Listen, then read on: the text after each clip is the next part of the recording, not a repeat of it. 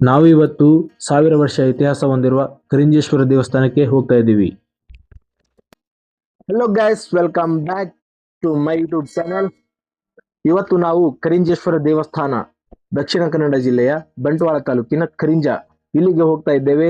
ಇದು ಕೌಲುಮುದುರು ಗ್ರಾಮದ ಬಳಿ ಬರುತ್ತದೆ. ಕರಿಂಜೇಶ್ವರ ದೇವಸ್ಥಾನವು ಸಮುದ್ರ ಮಟ್ಟದಿಂದ 1000 ಅಡಿ ಎತ್ತರವಿರುವ ಕೊಡಿಮಲೆ ಬೆಟ್ಟದ ಮೇಲೆ ಇದೆ. ಈ ಪುರಾತನ ದೇವಾಲಯವು ಸುತ್ತಮುತ್ತಲು ಹಚ್ಚ ಹಸಿರಿನಿಂದ ಕೂಡಿದ್ದು ನೈಸರ್ಗಿಕ ವಾತಾವರಣ ಹೊಂದಿದೆ. ಇಲ್ಲಿ 2 ದೇವಾಲಯಗಳಿವೆ. ಮಧ್ಯ ಬೆಟ್ಟದಲ್ಲಿ ಗಣೇಶ ಮತ್ತು ಪಾರ್ವತಿಯ ಮಂದಿರ ಮತ್ತು ಶಿಖರದ ಮೇಲೆ ಶಿವನ ಮುಖ್ಯ ಸ್ಥಾನ. ಪಾರ್ವತಿ ದೇವಿಯ ದೇವಸ್ಥಾನಕ್ಕೆ ವಾಹನದ ಮೂಲಕ ಹೋಗಬಹುದು. ಶಿವನ ದೇವಸ್ಥಾನಕ್ಕೆ 355 ಮೆಟ್ಟಿಲುಗಳಿವೆ. ಪುರಾಣಗಳಲ್ಲಿ ಕರಿಂಜ ಪಡೆದಿರುವ ಸ್ಥಾನ: ಕೃತಯುಗದಲ್ಲಿ ರೌದ್ರಗಿರಿ, ತ್ರೇತಾಯುಗದಲ್ಲಿ ಗಜೇಂದ್ರಗಿರಿ, ದ್ವಾಪರ ಯುಗದಲ್ಲಿ ಭೀಮಶೈಲ ಮತ್ತು ಕಲಿಯುಗದಲ್ಲಿ ಕರಿಂಜ. ಮತ್ತು ಇಲ್ಲಿ ಭೀಮನು ಗದೆಯಿಂದ ಹೊಡೆದು ಗದಾತೀರ್ಥ, ಬೆರಳಿನಿಂದ ಅಂಗುಷ್ಟ ತೀರ್ಥ, ಮೊಣಕಾಲಿನಿಂದ ಜಾನು ತೀರ್ಥ ಮತ್ತು ಅರ್ಜುನನು ಹಂದಿಯನ್ನು ಹೊಡೆದು ವರಹ ಕೆರೆ ಉಂಟಾಗಿದೆ ಎಂದು ನಂಬಿಕೆ. ಇಲ್ಲಿ ವಿಶೇಷ ಏನಂದ್ರೆ, ಪ್ರತಿದಿನ ಮಧ್ಯಾಹ್ನ ಇಲ್ಲಿ ವಾಸಿಸಿರುವ ಕೋತಿಗಳಿಗೆ ಅನ್ನಪ್ರಸಾದ ನೀಡಲಾಗುತ್ತದೆ. ಮೊದಲು ಕರಿಂಜ ದಡ್ಡ ಎಂಬ ಕೋತಿಯ ನಾಯಕನಿಗೆ ಮೊದಲ ತುತ್ತು ನೀಡುವುದು ವಿಶೇಷ.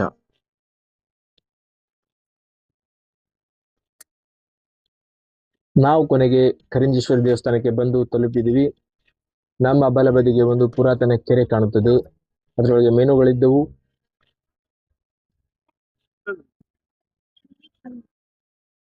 ಹಾಗೆ ಸ್ವಲ್ಪ ಅಲ್ಲೇ ಟೈಮ್ ಸ್ಪೆಂಡ್ ಮಾಡಿ ಫೋಟೋ ಶೂಟ್ ಮಾಡಿ ಮುಂದೆ ಸಾಗ್ತೀವಿ. ಹಾಗೆಯೇ ಕೆರೆಯಲ್ಲಿ ಒಂದು ಶಿಲಿಂಗು ಕಾಣುತ್ತದೆ, ಅದನ್ನು ನಮಸ್ಕರಿಸುತ್ತೇವೆ.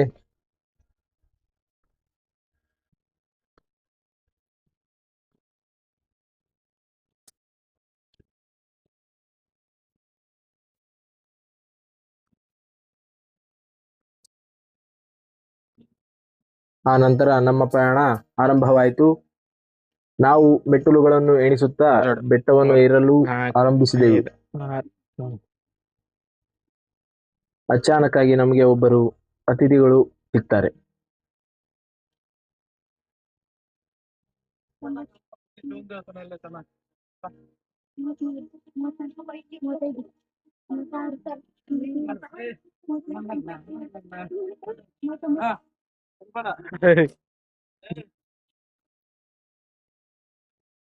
ಯಾಕೋ ಮಂಗಣ್ಣ ಹಿಂದೂರ್ ಹುಡ್ತೀಯ ಅಂತ ಹೇಳಿ ಮುಂದೆ ಸಾಗಿದ್ವಿ. ಮುಂದೆ ನಾವು ಮಹಾಗಣಪತಿಯ ದರ್ಶನಕ್ಕಾಗಿ ಮುಂದೆ ಸಾಗಿದಾಗ ಮೊದಲಿಗೆ ನಾವು ಮಹಾಗಣಪತಿಯ ದರ್ಶನ ಮಾಡುತ್ತೇವೆ.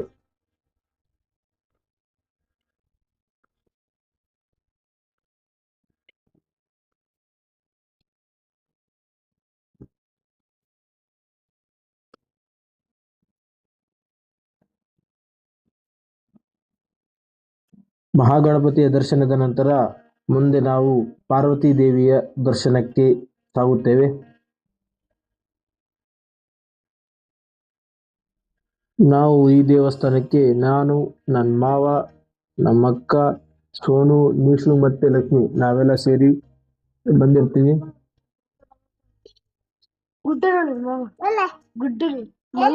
ಚಿಕ್ಕ ಚಿಕ್ಕದು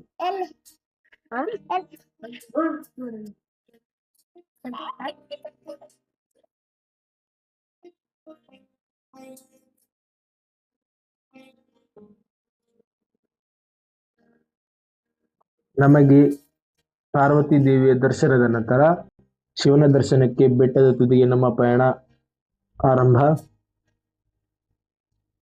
ಬೆಟ್ಟದ ಮೇಲೆ ಹೋದ ಹಾಗೆ ರಮಣೀಯವಾದ ಪ್ರಕೃತಿಯ ಸೌಂದರ್ಯ ನೋಡಲು ಈ 2 ಕಣ್ಣುಗಳು ಸಾಲದು, ಅಷ್ಟು ಚೆನ್ನಾಗಿದೆ.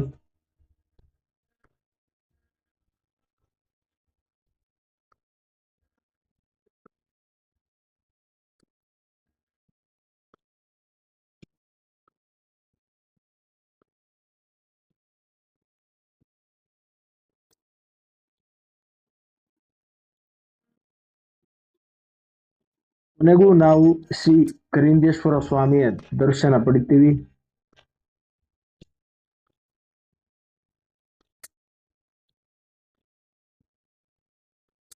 ಮುಖ್ಯ ದೇವಾಲಯದ ಸುತ್ತಲೂ ಹಲವಾರು ಕೋತಿಗಳಿರುತ್ತವೆ. ಭಕ್ತರು ಮತ್ತು ಪ್ರವಾಸಿಗರಿಗೆ ಕಿವಿಮಾತು ಏನಂದ್ರೆ ಅಲ್ಲಿರುವ ಕೋತಿಗಳಿಗೆ ಪ್ರಸಾದವನ್ನು ಬಿಟ್ಟು ಬೇರೆ ಏನು ಹಾಕಬೇಡಿ.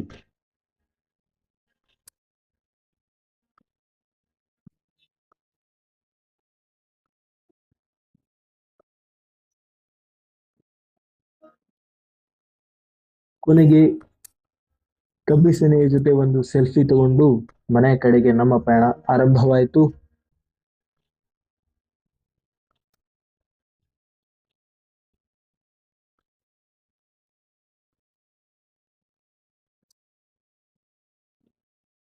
ಇದೇ ತರಹದ ಕಾಂಟೆಂಟ್ಗಾಗಿ ಕ್ರಿಯೇಟರ್ ಪಚ್ಚು ಯೂಟ್ಯೂಬ್ ಚಾನೆಲ್ ಸಬ್ಸ್ಕ್ರೈಬ್ ಮಾಡಿ.